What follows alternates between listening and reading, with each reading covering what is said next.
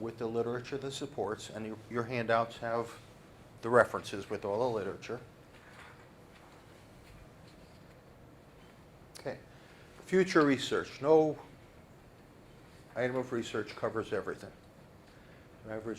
Repeat the study from the leader's perspective and repeat with non-professionals. Remember, this was done from the perspective of the follower. We don't know what the leader thinks they're doing. We don't know if the leader's view of what they're providing and what the follower's view of what the leader's providing are the same. We should understand that. Repeat with non-professionals. Are these results generalizable to beyond professionals? What about additional compensation? We don't know whether that has an effect. What about negative strategies, threats? What about extra effort over a long time period? At what point does it become counterproductive to put in additional effort? I've been on projects like that where it was, we got to work, 12 hours a day, 7 days a week. Well, it may or may not work after a certain period of time. And we saw in this study that there is a difference between desired and actual. Well, if we eliminate that difference, will that make a difference in how much effort?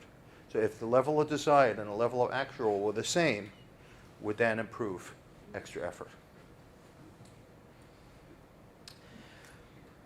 And all research has certain limitations. You've got to set limits on what you're going to do. Okay. So this is a snapshot in time. We don't know how people's perspective change over time.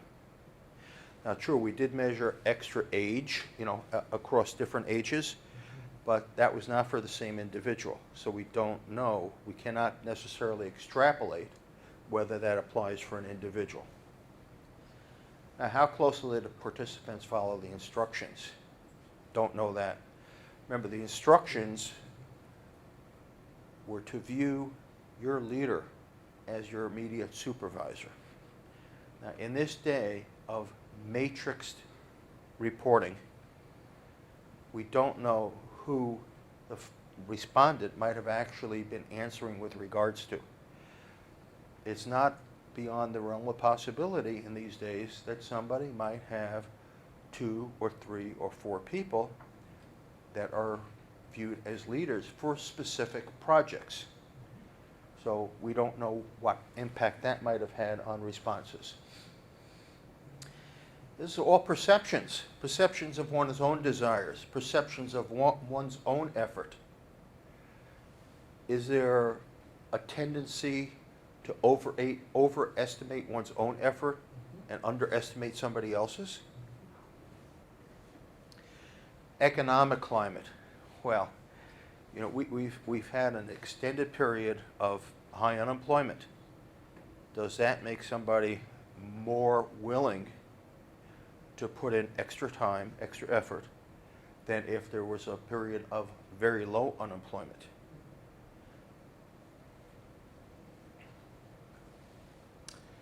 So, there's a couple of contributions that this study made. We find that motivating strategies that followers desire are not being met by their leaders. The interaction effect of key demographics does have an impact on how much effort followers put in, how much extra effort.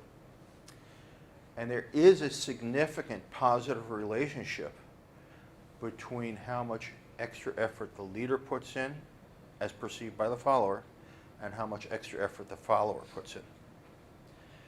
And interestingly, there is also a positive relationship between how much extra effort the follower puts in and how much extra effort is the follower perceives the leader puts in. And finally, 2 of the most important contributions is that followers perceive their leaders are not giving them the motivation they desired, and a leader's effort is a predictor of the follower's extra effort. And what 2 conclusions can be inferred from this? Well, number 1, leaders need to be more aware of their followers' desires. And number two, leaders need to understand that in their position, they could be looked at as a role model, and that their actions could be viewed as an example of what's expected of them, whether it's to put in more extra effort or other areas. So, questions? Thank you, thank you. And thank you all for attending and for your... Oh, okay. Oh. You weren't getting away that good. Oh, no, I was surprised. Okay, questions? Well, the committee should have the opportunity to ask questions first. I'd like to make 3 comments and questions for you. Okay. I'll start off with my comments.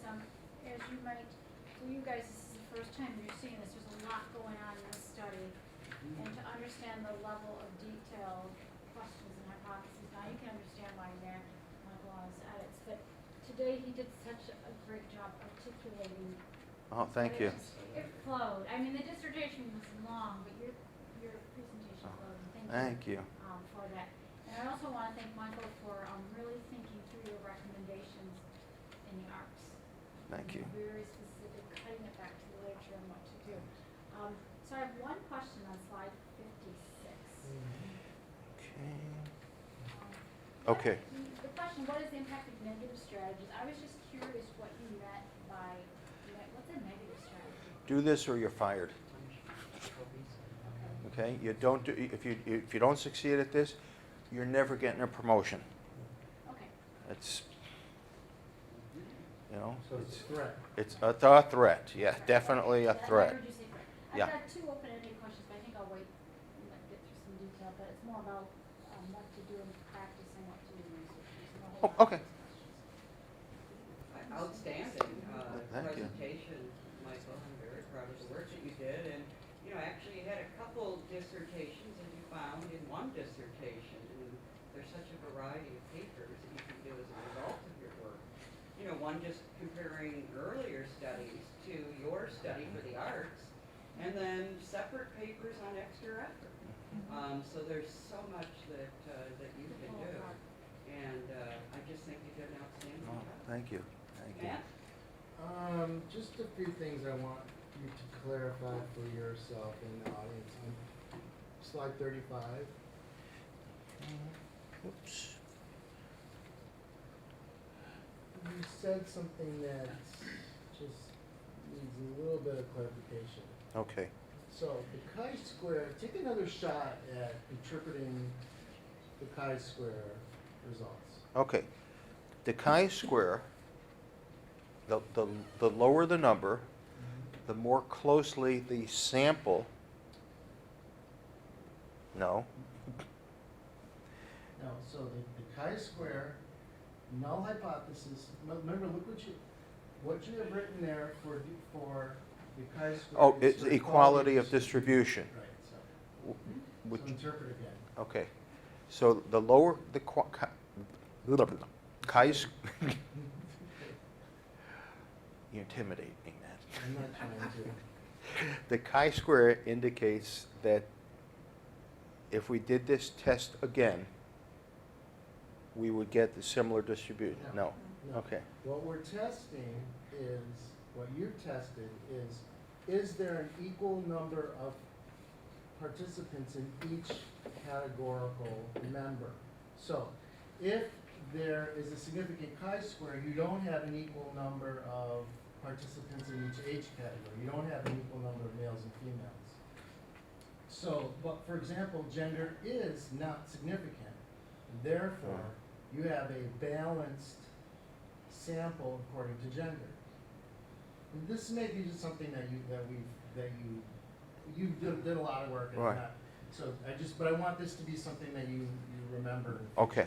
So chi-square is important because this is how you can suggest maybe these are moderators because there's an unequal representation. Notation. You might have an overabundance of, for example, people that are graduate degrees. There's 48% versus 40% bachelor's degrees, and maybe then that's education as a moderator. Or in the organizational level, but notice that organizational level is very balanced, Right, so that, which is why it's not significant. right, So that's all, I just wanted you to okay, but knock that around in your head a little bit, okay, okay? so education, okay, I'll, It's not, though, but it's also important, just not, we don't wanna say that if you were to repeat it, you'd find the same results, that we can't test that necessarily okay, with chi-square. okay. The other thing that I thought was, I do really like your recommendations, and one of them that I want you to consider for future research, because I think this is sort of where we need to head with empirical research in general, is you identified the limitation of, so this is basically slide 56, in suggestions for future research.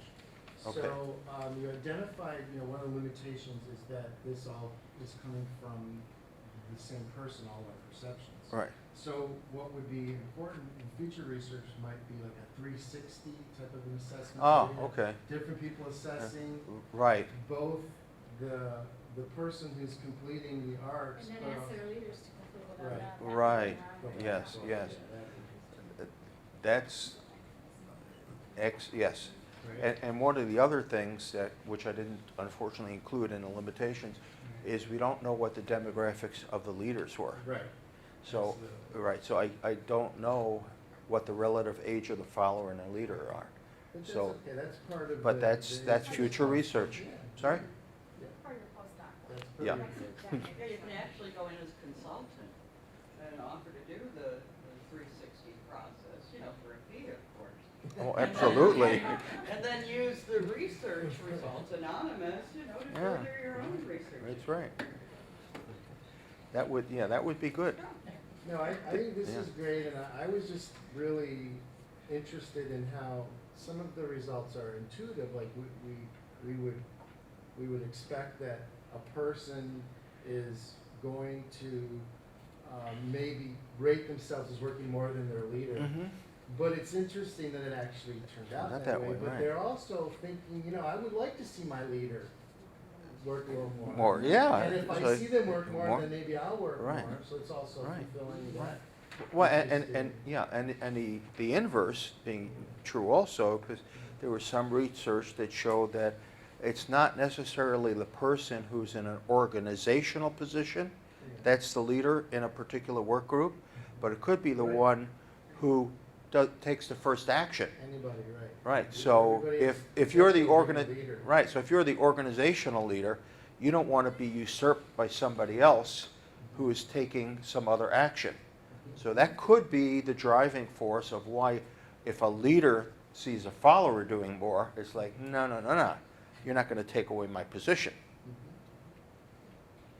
So which is in itself could be a, why does that happen? And in that same light of sort of intuitive findings, it was interesting that your statistics supported that people, what they desire in motivation is going to be greater than what is actually happening, which suggests that they're not being fulfilled necessarily Right. with their motivation. Yeah. And the part about the role model is thinking that, all of us who have children or remember being children, up to a certain point, the parents are considered an authority figure and a role model for how to act. There's also, there often comes that point there where it's that, what was a parent? No. Well, I'm done. If I can give you one statistical Yeah, I know. I know. apropos. But that's why I said I've learned tremendous from you, and it hasn't stopped. No, we won't. We all learn. Dave. Could you categorize the trend in age, as you mentioned in your first bullet on 48? There was a trend towards a decrease in desired motivation and a decrease in perceived actual motivation with increase in age. could you characterize that as a strong trend or a weak trend or anything? Well, like if it that? was in here, it was shown that it was statistically significant. Right. I wouldn't have included it. And remember, we put earlier in the slide pack, I indicated a 95% confidence level. You actually have a typo right there. That's supposed to be .025. Oh, Again, it wouldn't be apropos if we yeah, I know. I know. knock it upside the head. Okay. Yeah, in the previous slide, you do note it as being .025 25. and .020, or one of those slides close to there. Right. Might not be the previous slide, but. Yeah, there it is, Slide 025 and, 44. yeah. There it is, so yeah, that's just a typo. So Mhm. those were significant, as you noted, gender Right. and age. Right. Yeah, so everything that was included here, I'll fix those before it gets posted. Was significant, and the minimum was a 95% two-tailed test, so they are significant. And, you know, and you can look at, you know, for reasons for that, you know, that as the professionals get older, they know what's expected of them, they don't need the motivation, they don't want the motivation. It could also be the economic climate. It's like, you know, I'm in an age here now where I'm ripe to get cut. And where's somebody else going to give me a job at my age of, you know, fill in the blank? Yeah. So there's a multitude of reasons that could be. We don't know the exact reasons. We just know that that is a statistically significant trend. You know, there's a lot of reasons for, you know, with gender, but we don't know why. That's a whole nother research study. Michael, I have a question. Sure. Do you sense any difference between relative position in the organization? In other words, if I'm a first-line supervisor and I work for a first-line supervisor, I might have a certain outcome as opposed to maybe somebody that's a second or third, fourth, fifth level manager reporting to another manager. Would they be thinking differently or similarly? It's possible. And interestingly, very early in designing the survey, I did ask those questions. And it was taken out because it was just the survey was getting just too lengthy and too complex. But I did want to try to find that out. But as I said, it was just, look, and you know, my committee